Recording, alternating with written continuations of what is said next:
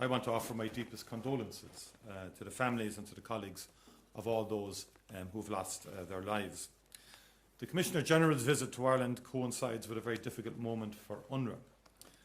Ireland has been very clear that, like UNRWA, we have a zero-tolerance approach to anyone supporting violence and terror. As soon as allegations emerged that 12 UNRWA staff may have been involved in the 7th of October attacks, a decision was made to terminate their contracts, and an immediate organisation by the UN Office of Internal Oversight Services was announced. That investigation must be comprehensive and should be completed as rapidly as possible. I also want to welcome the UN Secretary General's announcement of the appointment of an independent review group led by former French Foreign Minister Catherine Colonna, which will assess more broadly how UNRWA is ensuring neutrality and responding to any allegations of serious breaches when they arrive. The Commissioner General and I are united in condemning the Hamas terrorist attacks of the 7th of October. And I'm also very clear that the Israeli response in Gaza has been disproportionate, unacceptable, and has resulted in unprecedented and unconscionable suffering and must stop. An immediate humanitarian ceasefire must happen. UNRWA is the backbone of humanitarian efforts in Gaza. It is a lifeline, as we've discussed, for 1.9 million people displaced by Israel's military operations. There is no replacement for UNRWA's work in Gaza, not just humanitarian, but development and the provision of services such as education and health. And those that claim otherwise are simply not telling the truth. And these claims put the lives of desperate people further at risk. Let's be clear, UNRWA receives its mandate from the United Nations General Assembly, which comprises all UN member states.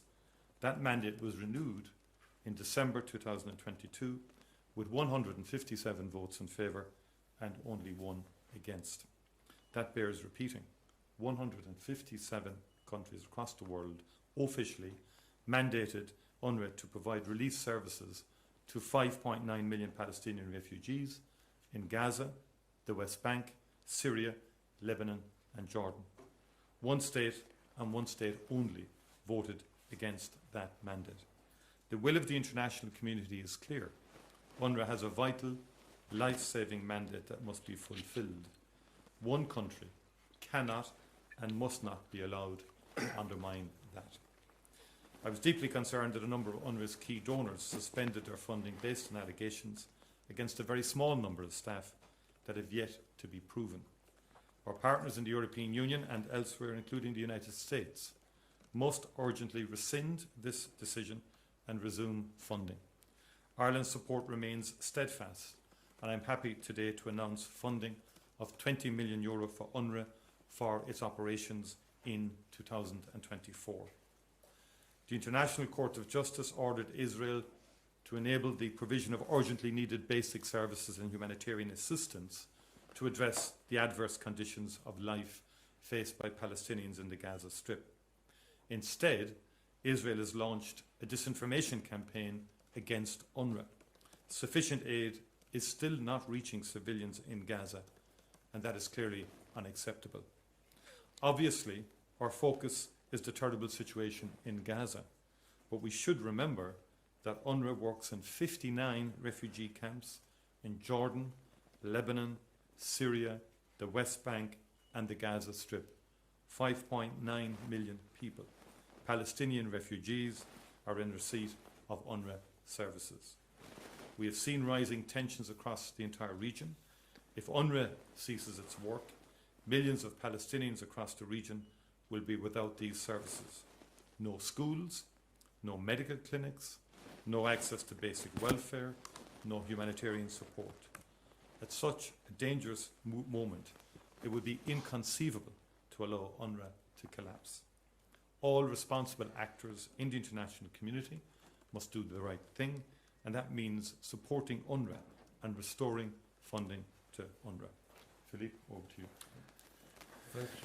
Thank you so much, Minister. I will just address that without a statement, and you covered, in fact, a lot. But let me also start by thanking you personally, but thanking also the government of Ireland and the Irish people for your long-standing support and principal support to the agency and to the Palestinian refugees, both politically and also financially.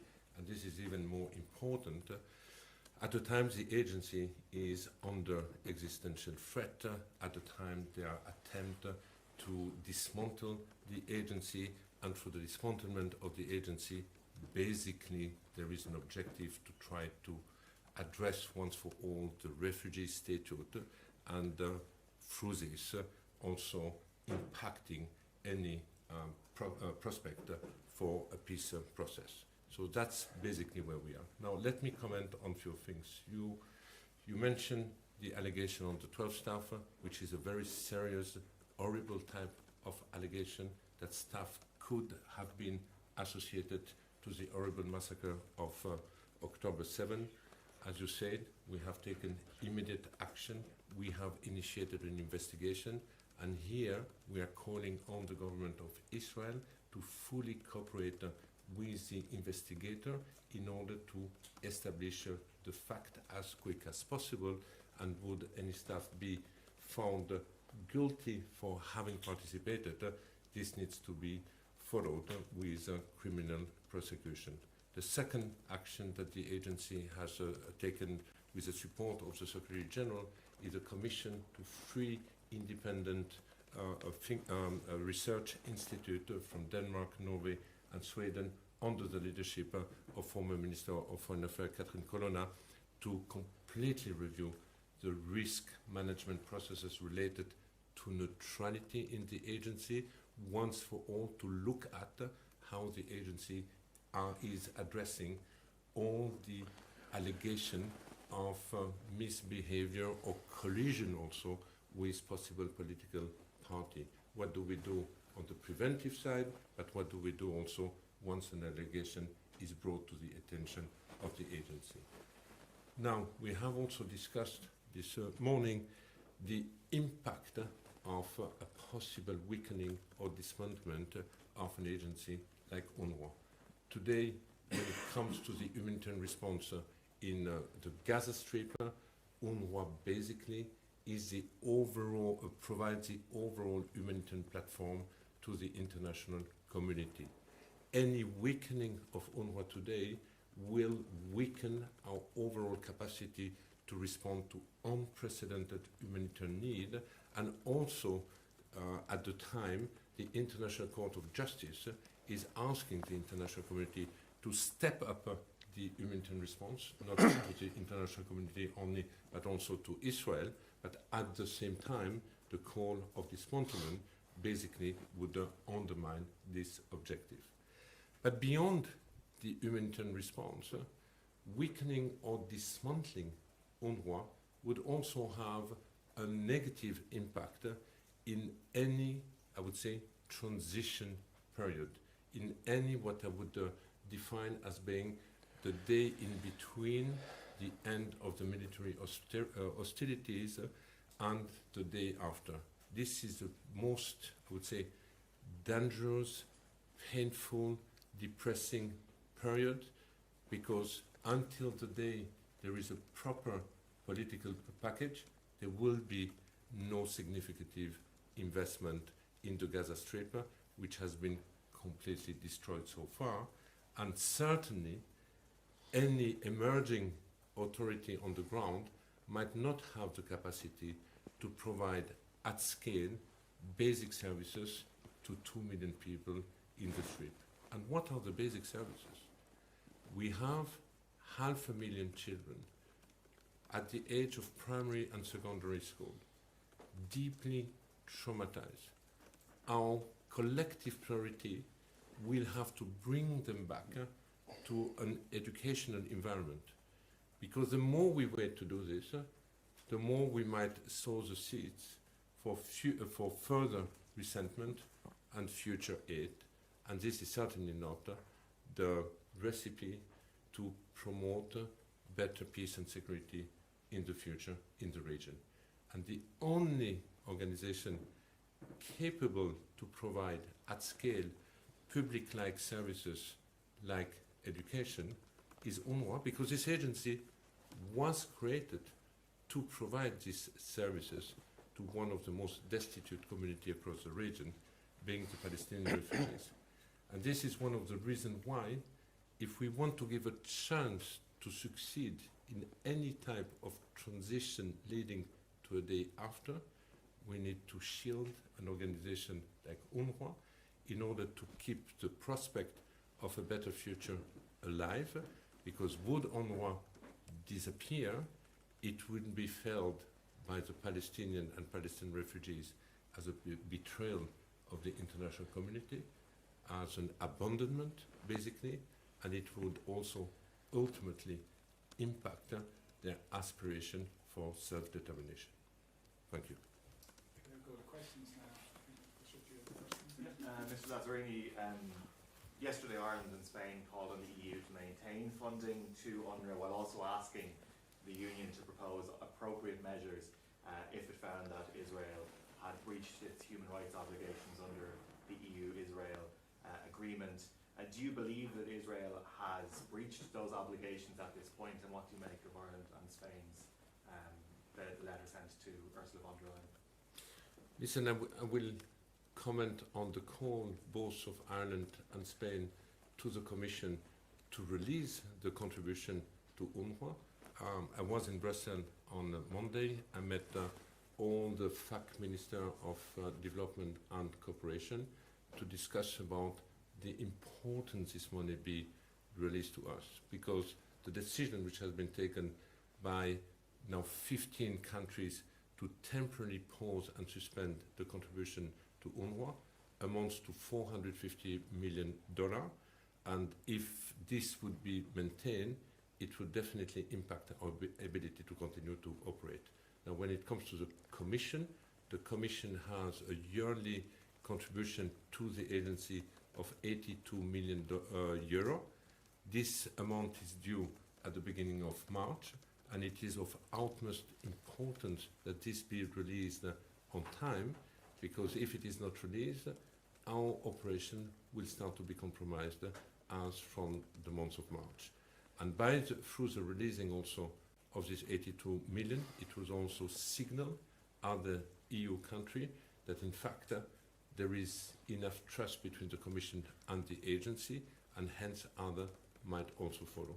On the second part of your question, I will leave it to the Minister to answer. Thank you very much, Philippe, on that one. I think that first point is key. I think the EU Commission must release that funding, and we will be pressing very strongly, because that would be a very significant moment in terms of reversing what has been a systematic attack on UNRWA. And we at European Union level need to send a very clear signal, acknowledging what most people agree in private, by the way, that without UNRWA you don't have any schools, you don't have any hospitals, you don't have any basic services going into Gaza and to Palestinians living in Gaza. In terms of the letter we have jointly written with Spain, and we work with Spain, indeed other like-minded countries within the European Union, on the situation in Palestine, we believe the human rights clauses have not been upheld and fulfilled, and it's a time of reckoning that the European Commission cannot fudge these issues anymore. Everybody was hoping for some resolution of this much earlier, and everybody wants a political solution ultimately. But I think it's fair and it's correct to surface the issue and raise the issue, because that has implications for future reiterations of such agreements, and that where we put human rights clauses into agreements, we should mean them. And they're not just add-ons to agreements, but they're integral parts of agreements such as this that must be fulfilled and must be upheld. Stephen Murphy, Sky News. Commissioner General, you say this current crisis is an existential crisis for your organisation. The Israeli government wants you to step aside. Your organisation needs the cooperation of the Israelis to carry out its work effectively. So therefore, is the way forward for UNRWA not a fresh start under new leadership? Will you resign? If the question would be about the leadership, I would certainly agree with you. But the real issue is not the leadership. The real issue is the dismantling of the agency. Whoever will be at the helm of the organization, the objective to dismantle UNRWA would still remain. So I don't believe that leaving a boat in a turmoil is the answer to give today. In the contrary. And also, as it has been mentioned before, I have been appointed by the Secretary General. I report to the General Assembly. We have the support of, and the resolution was renewed by the vast majority of the member state. The calls comes only from one member state with the same objective: dismantle the agency, and through the dismantlement of the agency, trying once for all to address the refugee statute. And by the way, even if UNRWA would be unable to provide services, the refugee statute would anyway remain, because it's based on a different type of resolution. So I have Adam and so a few hands over here, so go ahead. Commissioner General Taoiseach announced that Ireland would give UNRWA €20 million. Can you tell us where that money will go and what it will be spent on? And Taoiseach, the situation in South Lebanon has intensified in recent days. Have you been in contact with the defence forces there, and what is the update from the front line, I suppose? Question? First question. The first question. First the one is 20 for you. million. Yes, I haven't seen all the detail of the 20 million, but definitely welcome this announcement. We welcome also the other European countries or other countries who have decided to not only keep their financial support, but to increase their support. This is also a signal for other countries that indeed, more than ever, UNRWA needs this support. But it's not UNRWA, it's the Palestinian refugees, it's the Palestinians across the region who feel that, in fact, countries continue to care about the plight. Now, this money will help UNRWA to keep its essential services running. As you mentioned, across the region, we have activities in Lebanon, for example, where we have schools and primary health center. Lebanon is a particular country because Palestinian refugees almost entirely depend on UNRWA as a lifeline, because very few of them have proper access to the job market, for example, have absolutely no other type of income, and hence this type of contribution are absolutely essential to continue to operate as a lifeline for these people. Could I say just on the point of the dismantling of UNRWA, or the calls by Israel to dismantle UNRWA, I think there needs to be more serious analysis of Israel's strategy in respect of UNRWA. It's not just about the organisation. I think it's about the broader picture of the right of return, of the creation of a Palestinian state, of a two-state solution. So you attack UNRWA and you actually undermine the prospect of a two-state solution, and you undermine the prospect of a Palestinian state. So that's really what is behind what has been a systemic campaign of undermining UN agencies more generally by Israel, and more specifically UNRWA. Notwithstanding the fact that I believe that even privately Israeli decision makers know the essential nature and the centrality of UNRWA to post-war development in Gaza. Nobody else will be in a position in Gaza to bring hundreds of thousands of children back to school. Just think about that. One of the first tasks in trying to rebuild a society in Gaza and a community in Gaza will be get the schools operating, get children back to school, get counselling in for the children. That's simply not possible without UNRWA. And people need to wake up internationally about this. We're all in talks with our Arab colleagues in terms of a peace initiative, of a day after initiative. There can be no day after initiative if you do not have the capacity, or if you dismantle the capacity to provide education and learning, to provide primary care clinics, to provide basic health services, to provide a range of things. It just simply won't happen. and we talk about what capacity will exist in terms of technocratic governments or whatever might emerge in a peace process. But anybody who would want to go in and try and administer Gaza post-war simply will not be in a position to do it without the infrastructure, without the UNRWA organisation. Secondly, on Lebanon, I met with the Chief of Staff yesterday, actually, and that was prior to last evening's events or incidents, and I think the potential for escalation is always there. There has been a certain tempo to the engagement between Israel and Hezbollah, which has, and again, this is analysis from the military side, which is of a nature that hasn't yet escalated to full-scale war. We would obviously be very concerned about that. Any escalation would be horrific and catastrophic for the people of Lebanon as well. But for our peacekeepers, they're, along with their colleagues in UNIFIL, they're adhering to all protocols and so forth, and we work with our colleagues in UNIFIL in terms of force protection and to protect our soldiers, and we consistently work then to make sure that there's no escalation. Yeah, Kuhn on Commissioner General, at what point, unless you receive further funding in the next few months, do you believe UNRWA will be no longer able to provide the services that it provides at the moment? And the second question, what is the evidence you have that makes you believe that the Israeli government is conducting a campaign against you to essentially shut down your operations? Agus tánaiste 5 milliún atá fógartha inniu, thug sibh 8 milliún in umláin in Uri.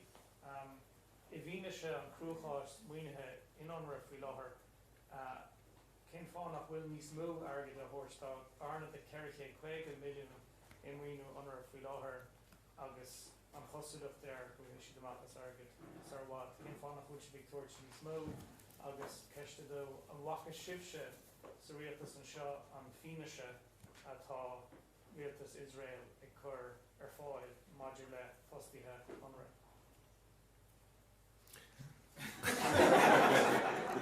I won't answer the second question. I'll deal with the latter half of the question. Good. I try anyway. On the first question, on the financial, obviously it's evolving. It all depends on the decision which will be taken by those countries having paused. It depends on whether yes or not additional funding will be coming. For example, I just come back from a visit in the Gulf. I visited the UAE, Qatar, Kuwait, and Saudi Arabia. Will we get yes or not new money in the coming weeks? Will the Commission yes or not release on time its yearly contribution? So a lot depends on that. But let's say that there is no new contribution, that everything remains on pause or be frozen. Our operation will start to be compromised as from March, but April will be really the month where we will be on the deep negative cash flow, and that will impact our ability, in fact, to continue to provide critical services. So that's more or less the time frame. On the second question, I think the government, Prime Minister, other members of the government have been very clear. They are calling for the dismantlement of the agency. In UNRWA, we have seen also that there are discussions taking place at the Knesset about expelling UNRWA from East Jerusalem. So after Gaza and East Jerusalem, the next in turn might be the West Bank. So there is today, at least at the political level, number of calls, of pushes to dismantle or to hand over the activity of UNRWA to other possible partners. Well, dus bara caithfidh mé rá an 5 milliún punt is é sin an figure is mó riamh thugamar de UNRWA. Decaná agus go rialta bliana in éig de bliana sús le 6 milliún a bhí gceiste going. Like an Norrig an méad a bhí cur ar fáile going ná 6 milliún. An sin in lár na bliana de thugamar 2 milliún níos mó. Agus sin de jasca an cogaigh agus na gána tá ann de thugamar 8 milliún. So tá an ceart go in neran na bliana se chatte 8 milliún deag thugamar de UNRWA. So I de sachlan lína inis, tá cinna dénta going 5 milliún a hort. Gan áras in ní gan chogig, agus tá sulúgam go méid deire leis an gogig seo.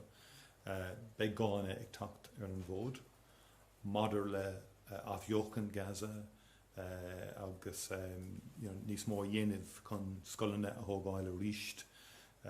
So agus caiith mí daileáile buil éintach na Europa, agus tíre eile ar fud an dán tach le chéile chun anna chuid agus níos mó áisina a chuir a fáil chun Gaza a thógáil mar sin an agus ceart a thógáil agus na scolanne agus na hospedéile agus gacrod a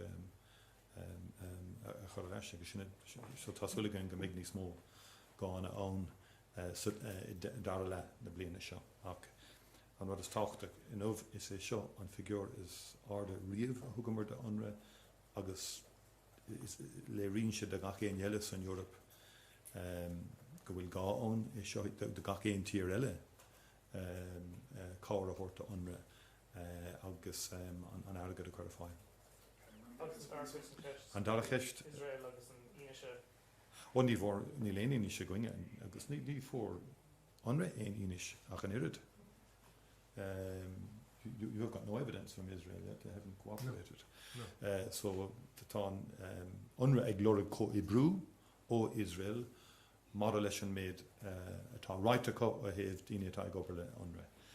Agus tá UNRWA fós ag feitheamh leis an ine sin níl aon rud feic ag gcoinne. Okay, so I want to get as many people, so maybe kick to one question. So there's Gabby, Louise, Paul, and Elaine. I've seen them first hands, and then so we'll be after that. Just very quickly for the Commissioner General, how long do you expect the investigation to go on, or when do you think it'll conclude? And can I ask both yourself and the Taoiseach just on this dossier that Channel 4 has purportedly seen from Israel of the evidence? I think it's 5 or 6 pages, it's not very long. What is your reaction to it? I don't know how long the investigation will last because it's an independent investigation, so we cannot give them a timeline. But it is also true that Secretary General Guterres has indicated that after 4 weeks we will be sharing with Member States some observation on how the investigation is taking place. Now we keep calling for, the cooperation of the Israeli government, but the cooperation of anyone who could share evidence or facts with this investigation team. Now, on the dossier you're referring to, I personally haven't seen it. We haven't been handed over anything in writing. It seems that some media outlet and possibly a member state have received this dossier, and I also do believe that those who might have additional information will have, I hope, cooperate with this investigation team. My understanding of what I heard about this dossier is that this dossier does not go beyond the allegation itself for the time being.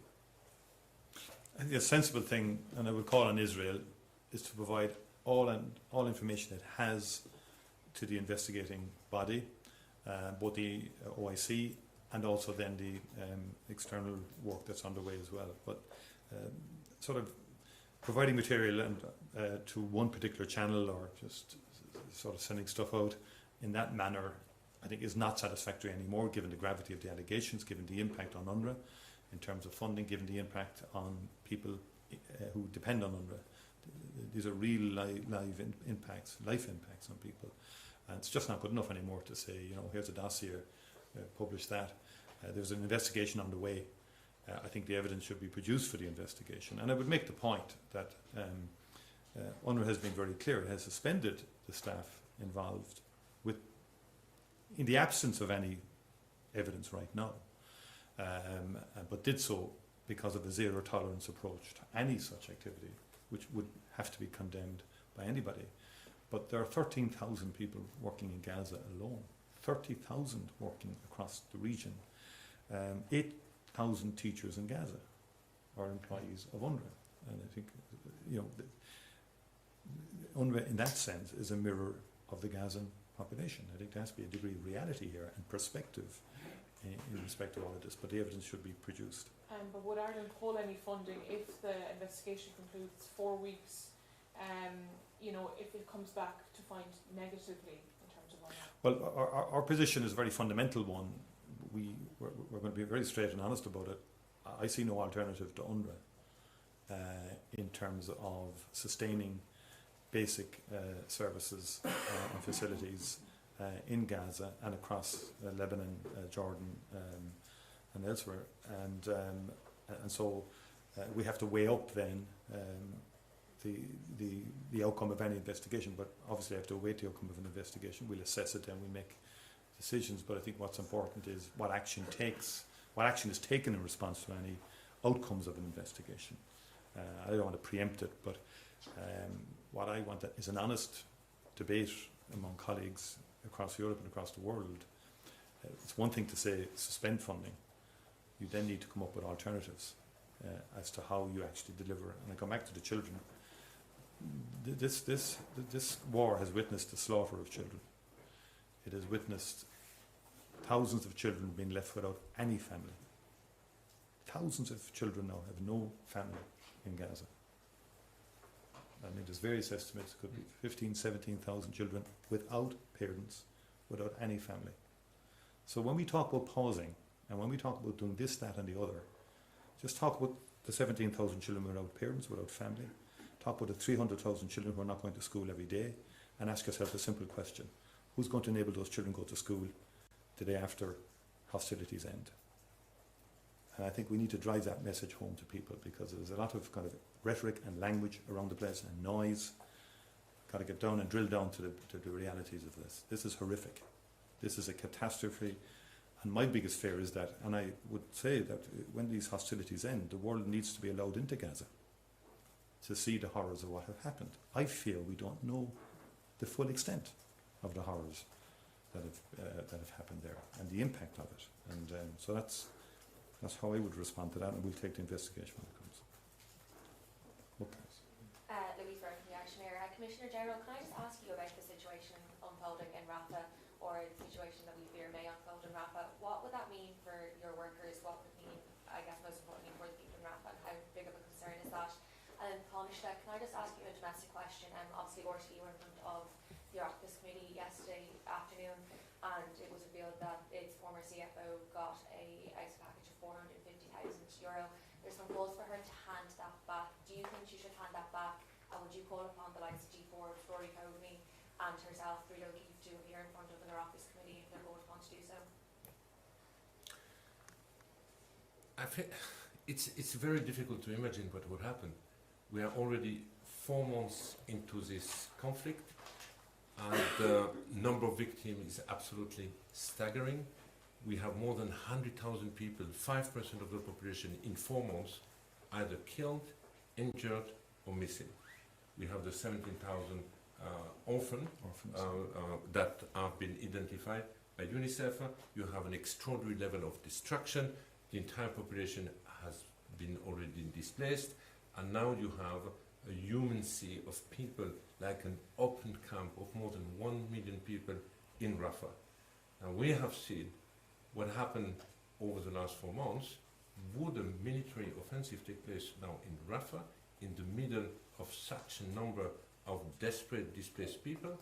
I think it would be just apocalyptic. It's an additional layer of a total disaster which has already hit this population and the region. So this is also one of the reasons why there is such an international, I would say, mobilization to try to prevent an offensive in the middle of such a desperate population. What would happen, it's very difficult to imagine, but when we know what has already happened, we can only expect the worst later on. So in terms of the domestic situation, first of all, I think the absence of transparency on this has been quite shocking. And in my view, any redundancy package should be within the framework of the existing schemes within RTE and within the procedures that the organisation administers. I would have to assess this more, but I find it difficult to comprehend how packages were agreed without the approval of the board or the executive at the time, and not in alignment with agreed procedures. What I would believe should happen is that the particular package should be reassessed in the context of agreed procedures, and then the issue resolved that way. In other words, if the amount is far too high in respect of agreed procedures, then the proper package should then be identified and the remainder handed back. So almost at the time that there was a set of groups to go to. On the mandatory on presentation before committees, I think where ill health is an issue, we have to respect that. However, I would obviously say to people, going before the committee matters, and I think it's important for the public to generate confidence, but also in terms of accountability.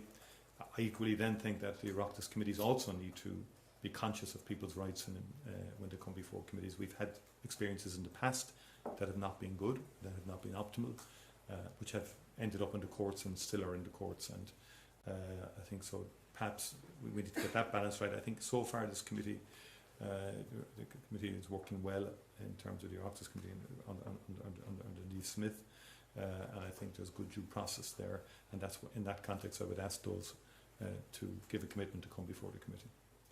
So just very quickly, Paul and William, and then probably out of time. Mr. Lazzarini, just you mentioned on RTE Radio, Paul Cunningham from RTE, you mentioned on RTE Radio earlier on this morning that in the event of an Israeli military campaign continuing into Rafah, that UNRWA would not be able to operate anymore. What would that mean for the people of Gaza? Well, we are already lagging behind when it comes to the response, because the response is not commensurate to the immense humanitarian need of the population. And just remember what WFP or FAO have said, we have looming pockets of starvation, possibly even of famine in the Gaza Strip. So the less we will be able to bring humanitarian assistance, the more this might become a reality. And this is exactly what we need to avoid. Now, the entire logistical base of the UN or the international community is now in Rafah, at the border, on the famous Philadelphia road. Would a military offensive take place there, knowing that already any military operation in the Gaza Strip is preventing us access to large group of population? That would be a fatal blow on our ability to provide assistance, especially at a time we have very, very little or almost no stock available in the Gaza Strip. Taoiseach, you mentioned there that we don't fully know the horrors that are going on in Gaza at this point in time. Do you think the undermining of UNRWA and other organisations is a tactical kind of war ploy by Israel, insofar as these agencies are on the ground and they can report what is happening on the ground, and by, as I said, undermining this, you are impeding information getting out?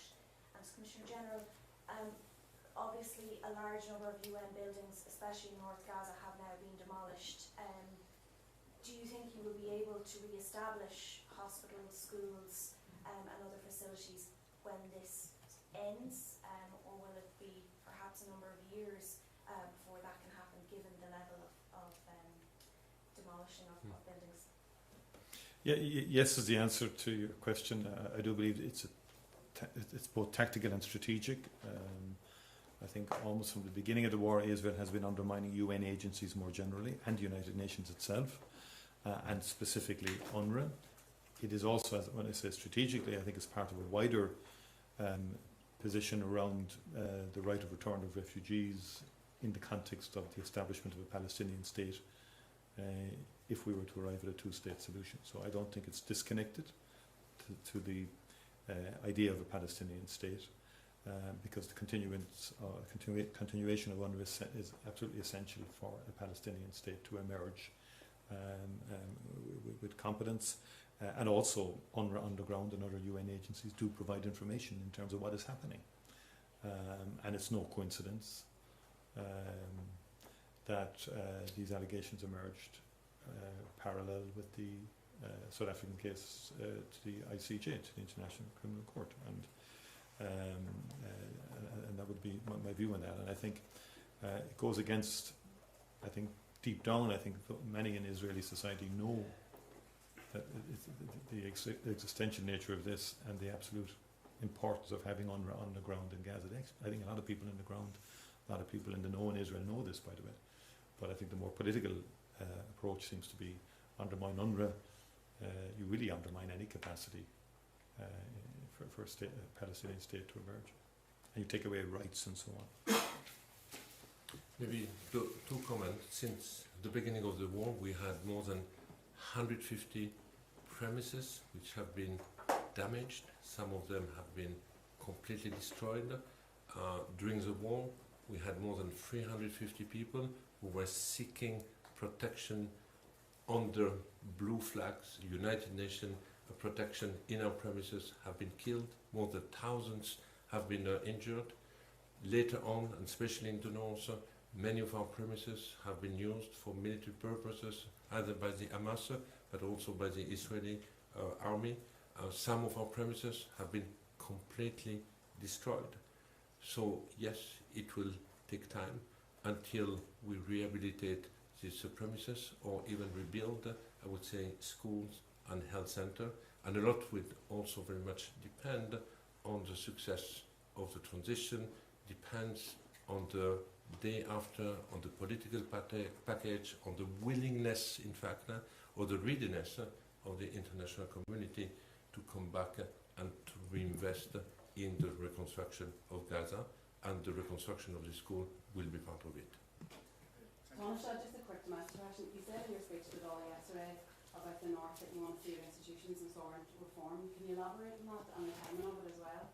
Well, I think I've been consistently saying that in the aftermath of the institutions being restored, that we should take the opportunity between now and the next assembly elections to have a discussion on reforms in terms of the assembly and the formation of the executive, and look at the framework there.